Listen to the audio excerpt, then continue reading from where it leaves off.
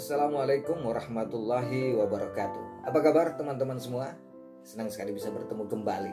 Dan hari ini saya akan sharing tentang satu makhluk yang sangat istimewa, yaitu lebah.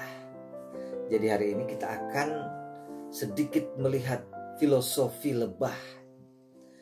Nah, lebah ini kan sebagaimana yang kita tahu adalah makhluk yang sangat istimewa, penghasil madu, dan dia juga makhluk yang berkomunitas ya, makhluk yang hidup dalam satu koloni yang banyak. Apa sih istimewanya lebah ini? Sebenarnya ada beberapa filosofi dari lebah ini yang bisa kita aplikasikan dalam hidup kita. Dan ini sangat menarik sekali saya kira teman-teman ya. Jadi ada beberapa filosofi lebah yang bagus sekali kalau kita coba aplikasikan dalam hidup kita. Yang pertama, lebah itu apa?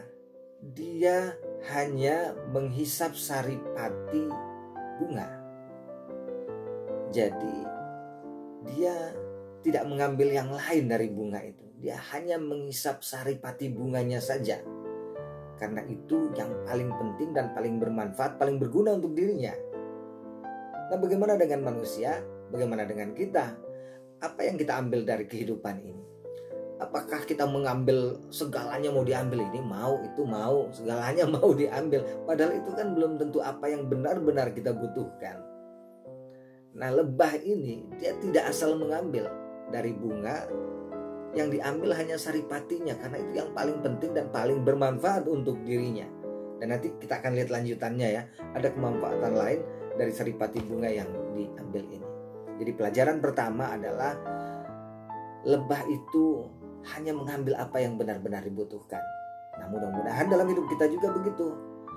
Kita hanya mengambil apa yang benar-benar kita butuhkan, bukan sekedar apa yang kita inginkan, tapi tidak kita butuhkan. Pada akhirnya kita nggak pakai, ya juga tidak berguna untuk diri kita.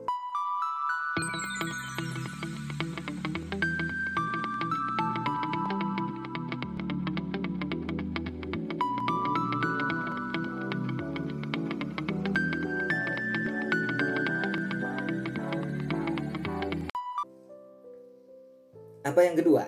Nah, yang kedua, ini kita udah tahu semua ya, bahwa lebah itu menghasilkan madu. Ada produk dari lebah ini. Nah, diri kita juga harusnya kan demikian. Ada hasil, ada produk dari diri kita. Keberadaan diri kita ini memberikan manfaat nggak kepada orang lain? Kalau lebah menghasilkan madu dan madunya itu memberikan manfaat bagi kita, bagi banyak orang, untuk kesehatan dan sebagainya. Nah, diri kita juga apa yang kita hasilkan dari keberadaan diri kita ini?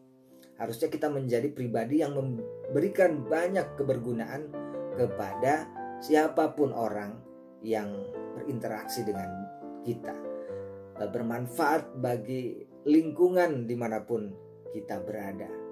Jadi memang apalagi madu ini kan sesuatu yang dalam ilmu kesehatan juga sudah dipercaya bahwa madu itu memiliki khasiat yang sangat luar biasa manfaatnya. Alangkah hebatnya, bagusnya kalau kita juga menjadi orang yang keberadaan kita sangat memberikan banyak manfaat bagi orang lain. Bukankah ada perkataan yang mengatakan sebaik-baik manusia adalah orang yang paling bermanfaat bagi orang lain. Yang ketiga, apa filosofi dari lebah ini? Lebah itu ternyata dimanapun dia hinggap, dia tidak pernah merusak ranting atau daun yang ada yang ditempatinya. Ini hebat sekali lebah ini.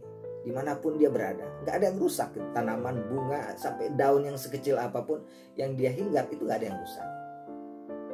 Mudah-mudahan kalau kita pelajari apa yang dilakukan lebah ini, maka keberadaan kita dimanapun itu tidak menjadi sumber masalah gitu. Kita tidak menjadi troublemaker. Ada orang yang keberadaannya dia kalau masuk ke di mana saja itu bikin masalah gitu. Itu ada orang-orang seperti itu. Berarti dia kurang mempelajari nih tentang filosofi lebah. Kalau lebah yang binatang saja keberadaannya itu berusaha menjaga lingkungan supaya tidak rusak, bagaimana dengan manusia yang diberi akal pikiran, yang hati nurani, kok bisa keberadaannya itu justru merusak di manapun dia berada. Kemudian yang keempat adalah lebah itu punya harga diri dia. Dia tidak akan pernah mengganggu kalau tidak diganggu. Nah, ini hebat ini. Dia akan membiarkan kita saja selama tidak mengganggu mereka gitu. Mudah-mudahan kita juga bisa belajar dari lebah ini, bahwa kita banyak orang juga yang terjadi ya, dia suka mengganggu orang lain, nggak diganggu aja dia yang mengganggu orang lain, ya kan. Jadi dia ada hal-hal yang prinsipil yang tidak bisa dilanggar gitu. Dalam diri kita juga begitu kan, sebagai manusia ada hal-hal yang kita bisa toleransi, tapi ada hal-hal yang sangat prinsipil ini nggak boleh. Ini sudah menyangkut hal-hal yang paling prinsip dalam hidup kita, yang tidak bisa diganggu. Kalau untuk hal-hal yang lain mungkin kita bisa berteman, bersahabat, bertoleransi, dan macam-macam hal-hal baik yang kita bisa lakukan sebagai sesama manusia, sebagai saudara sesama manusia. Tapi ada hal-hal yang sangat prinsip yang tidak bisa diganggu. Jadi dia punya harga diri. Ini penting. Dan yang terakhir nih, ini menarik juga nih, bahwa lebah itu dia selalu selektif dalam memilih makanan. Dia tidak mau memakan apa yang tidak berguna bagi diri. Paling tidak secara fisik lah, secara fisik, untuk kepentingan fisik diri kita belajar dari lebah. Jangan kita makan sembarangan. Yang enak saja itu kan belum tentu sehat. Nggak semua yang enak itu sehat. Nah, nggak semua yang nggak enak itu nggak sehat. Jadi kita pilihlah makanan-makanan yang baik, yang akan membuat diri kita menjadi lebih sehat, yang membuat kita lebih bisa beraktivitas dengan baik, yang membuat kita lebih segar, tidak makan segalanya hanya sekedar karena merasa oh ini enak nih, ini kayaknya asik nih, padahal belum tentu sehat bagi diri kita. Nah, teman-teman, itulah 5 filosofi lebah yang mudah-mudahan kita bisa aplikasikan dalam hidup kita. Bayangkan, lebah saja sebagai makhluk binatang nih, kita katakan binatang atau hewan, itu punya hal-hal yang sangat istimewa. Apalagi kita sebagai manusia, tentu saja kita bisa berbuat yang lebih baik lagi dari apa yang dicontohkan oleh lebah ini. Mudah-mudahan pelajaran dari filosofi lebah ini membuat kita tercerahkan betapa banyak hal yang kita bisa pelajari dari makhluk yang sangat istimewa ini. Terima kasih, sampai bertemu lagi dalam episode berikutnya.